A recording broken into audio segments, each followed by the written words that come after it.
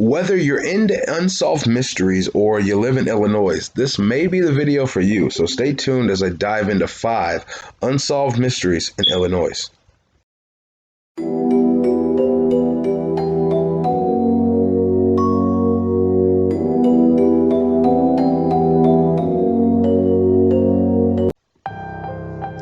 Alright guys, so I'm going to start with no particular order, so these are not ranked in any type of way.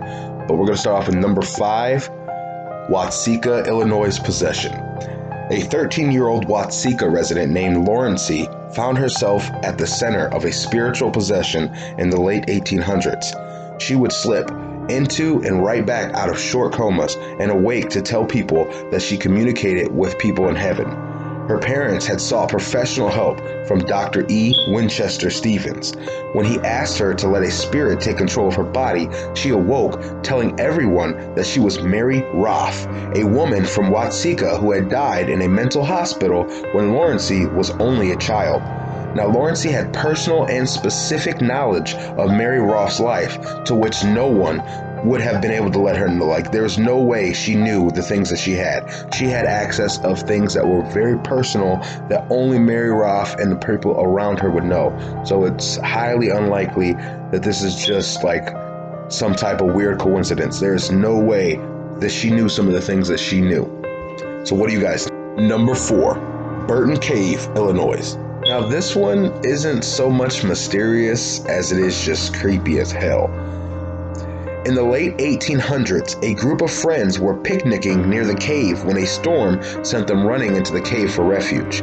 There, they reported seeing a man dressed in long, draping black robe and a dead woman in all white, laid out among candles like a funeral.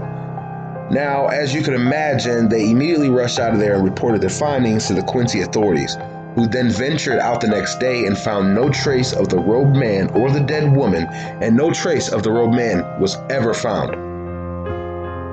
Number 3, the mystery of the Albino railroad tracks in St. Clair County. When this railroad was laid back in the 1800s, a disease also tore through the neighboring town.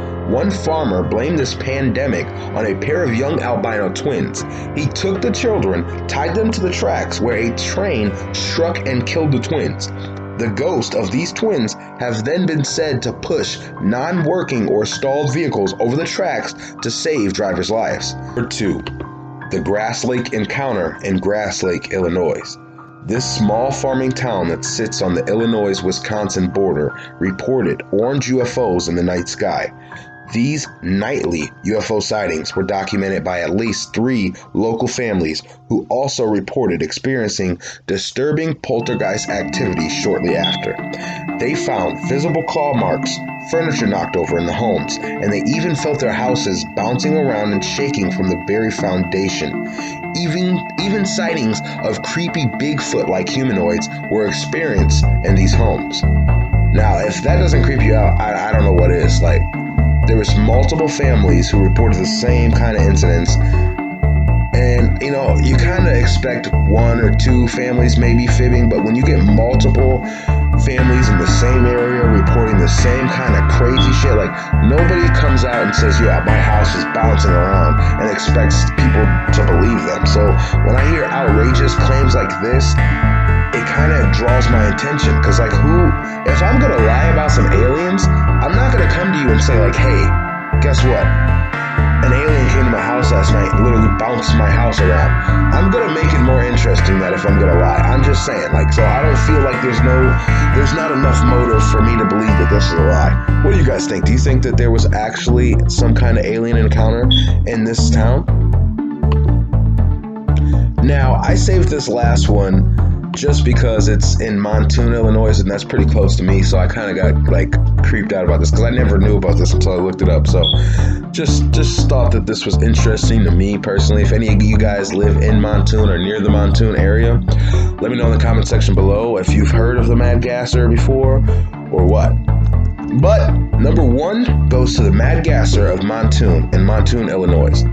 Now, back in the 1940s, a small town in Illinois fell victim to someone or something that was emitting poisonous gases into people's homes.